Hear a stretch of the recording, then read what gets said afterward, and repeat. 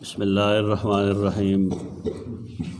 हदीस अबी हुरैरा क़ाल क़ाल रसूलुल्लाह सल्लल्लाहु अलैहि वसल्लम उमिरतु अन उक़ातिल अन्नास हत्ता यक़ूलू ला इलाहा इल्लल्लाह फ़मन क़ाल ला इलाहा इल्लल्लाह फ़क़द असम मिन्नी नफ़्सहु व मालहु इल्ला बिहक़्क़िही व हिसाबुहु अलल्लाह।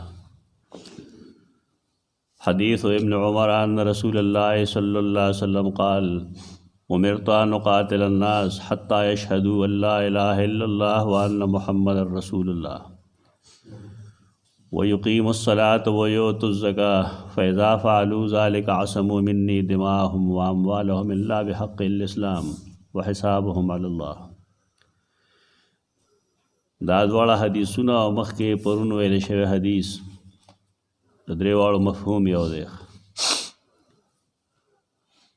محدثین دا حدیثونه یو مفهوم والا حدیثونه ولې بیا نقل کوي. دې کې علمي نقطه دا ده چې کله کله په یو متن کې په یو حدیث کې یو اضافه داسي چې بل حدیث کې نه، نو پوهه ورکول مقصدی په دې باندې چې بعضې مختصره حدیثو کې تفصیلات نه وي. د دې وجه نه د یو عالم د یو محدث او د یو طالب علم کار دا دی چې هغه د هغې رنګ نور حدیث تلاش کي او ګوري چې پای کې کمه اضافه ده. دې کې یو دغه تعلیمي نقطه مقصود ده او د هغې وجه دا ده چې بعضې نادان مختصر حدیث وګوري او پای کې یو شی نه نه بس ملک په مخه واخلي چې موږ ته حدیث غلط ښودلی شوي دی او په حدیث کې دا شی نشته دی او فلان د دې وجې نه بالغ نظري پکار ده د حدیث په علم کې. اوس مخکې حدیث کې راځي امرتو ان اقاتل الناس حتی یقولوا لا اله الا الله. دویم حدیث کې وګوره نو پای کې لیکي امرتو ان اقاتل الناس حتی یشهدوا ان لا اله الا الله. قول او شهادت کې څه فرق دی؟ قول دخلی وي او شهادت د زړه. نو مقصد دا دی چې ظاهري طور د چا لا اله الا الله ویلو باندې خو مونږ اعتماد کوو او مسلمان ګڼو، لیکن آیا واقعي دی مسلمان هم دی؟ نو دې تعلق زړه سره دی. اوس که یو سړی په خولې باندې د لا اله الا الله قائل دی نو خو موږ مسلمان وګڼو، زموږ فریضه دغه ده. لیکن د جنت او د جهنم مسله موږ سره نشته، هغه الله سره ده. نو دا هر انسان په دې پوهوي چې یوازې د ژبې د وینا نه څه نه جوړېږي تر کومې چې انسان په خبره باندې په زړه کې پخته یقین نه ساتلی. لیکن دا علمي نقطه مراد ده. دویم هلته وګوره لا اله الا الله ویلې دلته کې ورسره وي وان محمد رسول الله. نن زمانه کې ډېر خلک داسې شته چې هغې ته دا قسمه احادیث د هغې نه هغې عجیبه استدلال کوي چې یو سړی داسې دی چې لا اله الا الله وایي او مخکني پیغمبران ټول مني او زمونږ پیغمبر سیدنا محمد مصطفی صلی الله علیه وسلم ایمان نه لري په هغه باندې، نو دی هم ګندې مؤمن دی. ډېر داسې بېلارې خلک شته دی، شرمېږي هم نه دغه خلک خپل دین نه لوستې خبرې کوي د ځان نه. کله د قرآن مجید نه غلط استدلال کوي چې قرآن خدا ویلي چې ان الذین آمنوا والذین هادوا والنصارى والصابئین من آمن بالله والیوم الاخر. یو سړی که یهودي دی او که نصراني دی خو چې ایمان پکې شته دی په لا اله الا الله نو جنتي دی. وی حدیث دې سره خلک ګوري. پر رسول الله صلی الله علیه وسلم ایمان لرل لازمي دي. تر کومې چې یو یهودي یا نصراني پر رسول الله صلی الله علیه وسلم ایمان نه دی راوړی تر هغې هغه مسلمان نه دی او تر هغې هغه جنتي نه دی. دا خلک پوهېږي نه هغه وایي چې دا څنګه چل دی، یو حدیث دی او بیا وایي دې کې مقصد یې د هر فن چې کوم علما دي خلک د هغې نه تپوس کوي، په هغې هغې پوهېږي. چې یو سړی په یو فن نه پوهېږي نو هغه ته هره خبره کې اعتراض کاري. خبل هغې کې وګوره پای کې صرف دغه ویلو چې فمن قال لا اله الا الله فقد عصم مني نفسه وماله، چا چې لا اله الا الله ویلا هغه زمان خپل نفس او مال بچ کو. دلته کې وی دغه نه ده کافي ويقيم الصلاة ويؤتي الزکاة، ترکه مې چې دی اهتمام د مانځنو دی کړی او زکات نه دی ورکړی نو تر هغې پورې دی ته به مسلمانان نشي ویلی او تر هغې پورې به دی سره جګړه. فاذا فعلوا ذلک دې کې دوه اعمال ور داخل کړل، اقامت الصلاة او ایتاء زکات. د مونځ باره کې یو حدیث کشته دی، بل حدیث کې چې کوم خلک کور کې ناست دی ماسوتن د مونځ باره کې ویل او بهر نه روزي جماعت ته نه ځي مونځ نه کوي نو زړه مې دا ډېر غواړي چې لاړ شم او د هغې کورونو کې اور واچوم. نو بیا یې فرمایل کړی به مې و خو په کورونو کې بعضې زنانۍ هغې ته مونځ هغې وخت کې اجازت نه ورکوي، د هغې خاص روزي یا په یې کې ماشومان یي چې په هغې مونځ فرض نه دی یا داسې بیماران دي پکې چې هغه مونځ نشي کولی، ورنه رسول الله صلی الله علیه وسلم فرمایل ما به دا کار کړی. په دې کې هغې بې المازو خلقو ته زور نه ده چې هغه د ماسخوتن مونځ نه کوي یا کوي یې نو ځان له خپل ځای کې کوي، جومات ته نه ځي. او زکات دپاره خو مخکې پرون تاسو حدیث ویلی دی چې سیدنا ابوبکر صدیق فرمایل چې که دې زمانه هغه وړه رسۍ هم منې کي یا د ګړې بیزې یو کلن څاروی هم منې کي که مې چې رسول الله صلی الله علیه وسلم له ورکو نو زه به سره جنګ کوم. مقصد دا دی چې دا دوه څیزونه په انسان کې دپاره بنیادي څیزونه دي. سړی چې کلمه د لا اله الا الله محمد رسول الله وي او د عقیده جوړه شوه چې د الله نه سوا مالک د نفع او د نقصان بل څوک نشته او د عقیده جوړه شوه چې الله د هر څه ورکوونکی دی، د خیر او شر مالک الله دی او د عقیده جوړه شوه چې زما لپاره واحد دلیل نن سیدنا محمد مصطفی صلی الله علیه وسلم دی. دا عقیده به عملي کول غواړي. زمونږ خلک دې عقیده کې لګیا وي دلته به سنت راشي دی به ویره زمونږ جي مذهب دا دی کله به یې پلانې داسې وي دا مونږ چې زور اچو په دې باندې په دې وجه اچو چې د نبي کریم صلی الله علیه وسلم اتباع وکړي. دا لازمه ده. دا یو جماعت چې لګیا دی شپاړسو خلقو ته دا وایي چې زمونږ ستاسو کامیابي څه شي کې ده د الله او د هغه د رسول په پوره حکمونو منلو کې ده. د هغې وجه هم دغه ده. دا فرقواریت نه دی چې دا فرقه جوړه ده. دا اوس خلق دی او هغې خلق دین ته رابلي.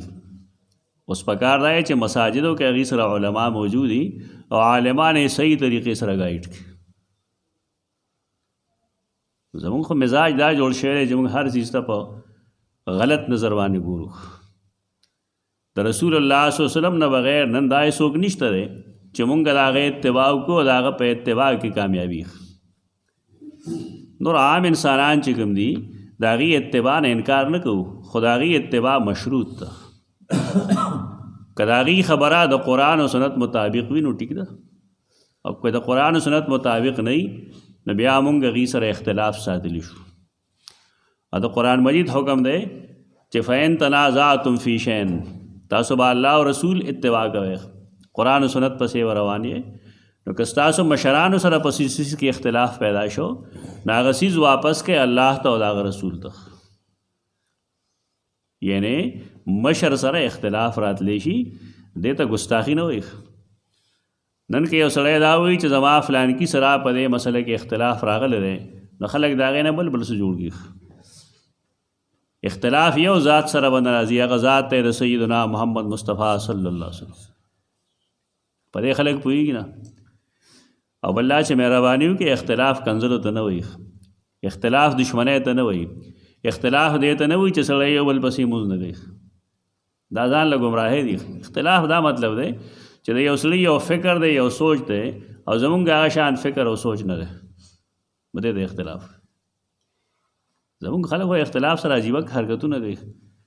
اختلاف یې پیدا شي نه مونځ به نه کوي ورپسې د جماعت نه وباسي سخي کټي جدا کړي غم خادي نه کوي. دا به د بېدینه خلکو کار دی. مسلمانان د اختلاف باوجود با یو بل سره نږدې. امام ابو حنیفه رحمت الله تعالی علیه اهل علم سره چرته کېنه و یو مسله را داسې وښیي وه چې په هغې باندې د امام ابو حنیفه رحمه الله سره خپل ټول شاګردان متفقي و اختلاف نه. دا وایي هم ټول په کتابونو کې د منیا نه والې هغه هدایې پورې هر مسله کې بدایي چې د امام ابو حنیفه رایه دا ده او د امام ابو یوسف دا ده او د قاضي د امام محمد دا ده او د ظفر دا ده. دا خو علمي اختلاف دی. دا داسې خبر نه نفرت پیدا کړی د خلکو. یعنی امام ابو حنیفه رحمه الله سره د خپلو شاګردانو اتفاق په اکثرو مسایلو کې نشته. نو ستاسو خیال دی چې د هغه شاګردان دغه ګستاخ شو؟ دا د بې علمه خلکو خبرې دي. عالمان هغه د دلیل ته ګوري، وزن ته ګوري چې د چا خبره کې وزن دی. اختلاف به وي خو د اختلاف دا مطلب دی چې استاد شاګرد نه وته یا ګنې ګستاخي وکړه یا ګنې بې ادبي وکړه. دا د دې دور پیداوار دی او بالخصوص پاکستان او هندوستان کې دا مسله ده، بل ځای نشته. دلته کې د څه د وجې کېږي؟ د کم علمۍ د وجې کېږي.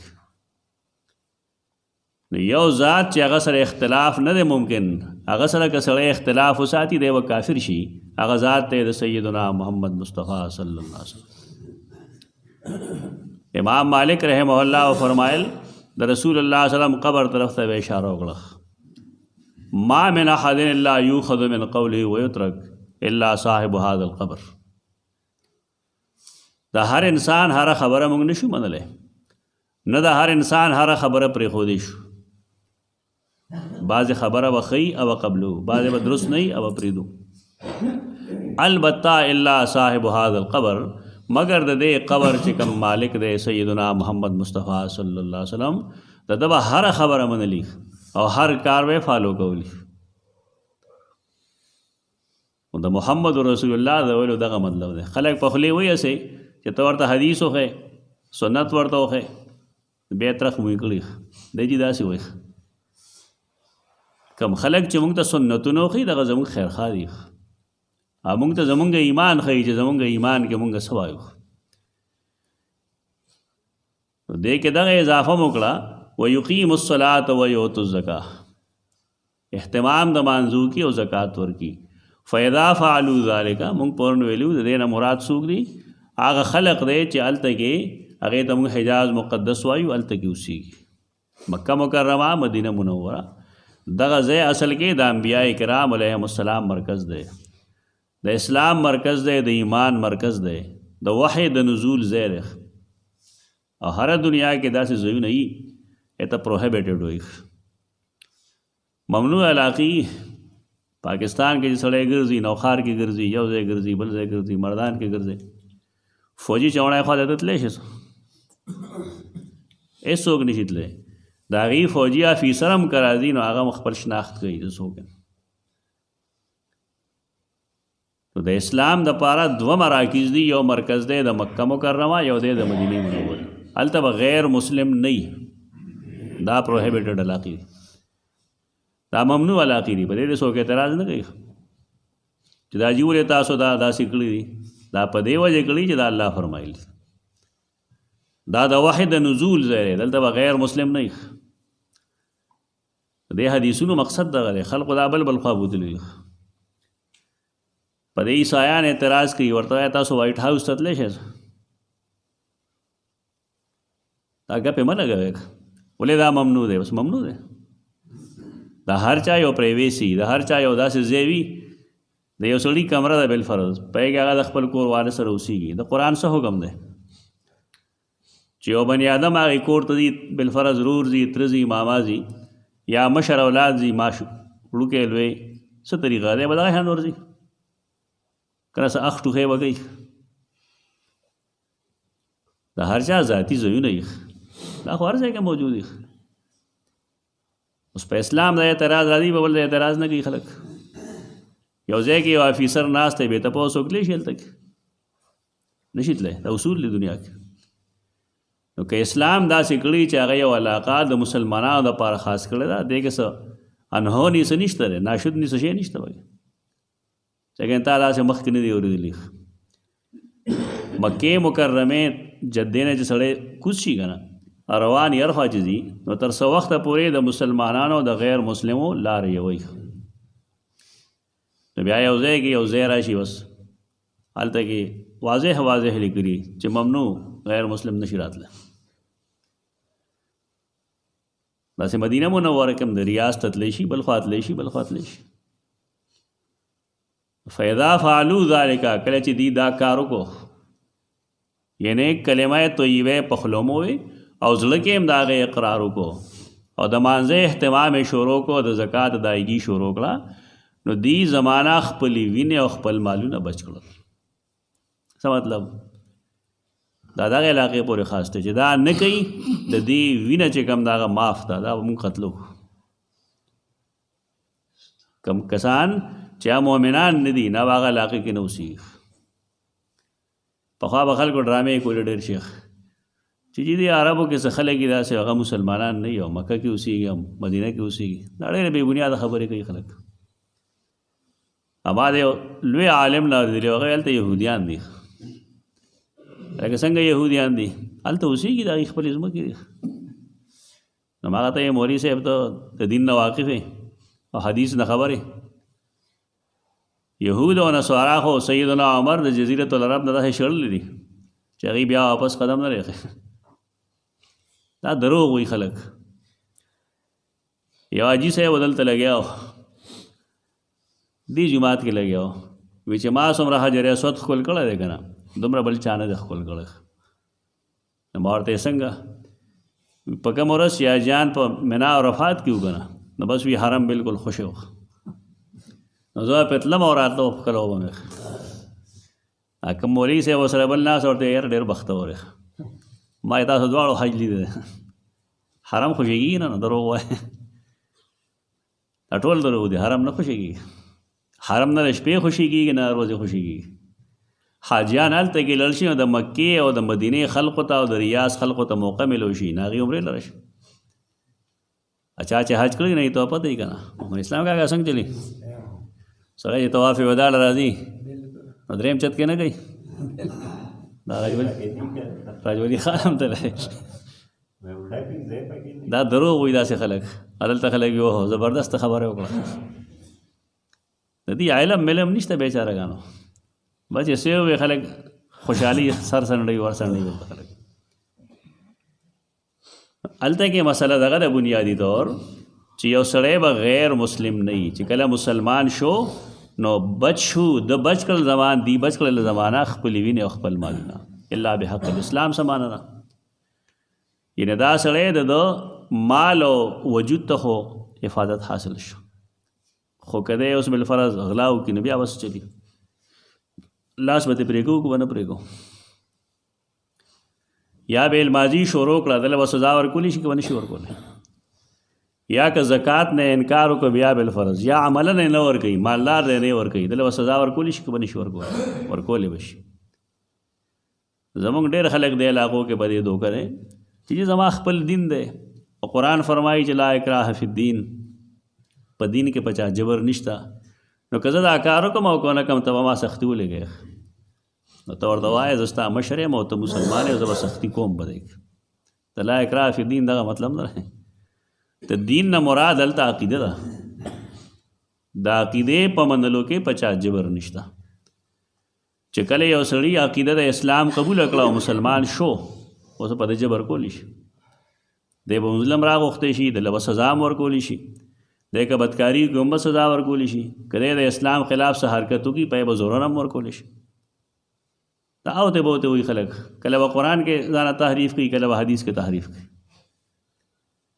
د دې حدیث مقصد خو دغه نه دی دې خو مطلب دا دی چې دی مسلمان دی او سکار یې د اسلام خلاف وکړو الا بحق الاسلام نو دا هغه امن هغه وخت پورته شو مثلا یو سړی مسلمان دی او قتل یې وکړو نو ته به څه وایي زه ورته څه نه وایم نه دی به نیوی شي حکومت به دی قتلی دې ته وایي الا بحق الاسلام ولې د قاتل نه بدل اخیستل د قرآن حکم دی نو که دی د قرآن او حدیث خلاف څه کار وکړي نو د هغې مطابق به دی سزا ورکولی شي دا به نه وایي سړی چې دی خو مسلمان دی او تکلیف مه ورکوئ نه سزا به ورکو نو سوال لاره چې یو سړی دی او هغه په ظاهر کې خو مسلمان دی او مونږ هغه ته مسلمان وي لیکن هغه د زړه نه مسلمان نه دی. نو رسول الله صلی الله علیه وسلم د هغې جواب کوي چې نه مونږ د چا زړه کې نه یو ناست. یو سړی چې ظاهر کې لا اله الا الله محمد رسول الله وي د اسلام اراکین په هغې عمل پیرا دی جماعت ته ځي راځي نیک سړی دی ښکاري داسې مونږ به هغه ته نیک وایو. پاتې شو د زړه مسله د هغه د زړه کې عقیده شته که نشته هغه دی پوه شه او دره پوه شه حساب به الله کوي. زمونږ خلک چې کوم دی دیم حساب کتاب شروع کړی د الله کار دی په خپل لاس کې اخلي د الله کار ته مه اخله نه. زمونږ کار دا دی چې مونږ به ظاهر کې یو سړی څه کوي مونږ به هغه ته هغه شانته ګورو. پاتې شو دا چې زړه کې دی مسلمان دی او که نه دی نو دا زمونږ ذمہ داري نه ده. وحسابهم علی الله او د دې حساب الله سره دی احتساب به هغه کوي چې آیا دی مؤمن دی که نه دی او دی د کوم څیز مستحق دی جنت ته تلو مستحق دی او که جهنم ته تلو مستحق دی. مونږ چا د باره کې دا نشو ویلی. البته ظاهري اسلام چې یو سړي کې شته مونږ وایو دی مسلمان دی او چې یو سړی ظاهري طور د اسلام څخه کار نه کوي نو مونږ هغه ته مسلمان نه وایو. اقول قولي هذا استغفر الله لكم.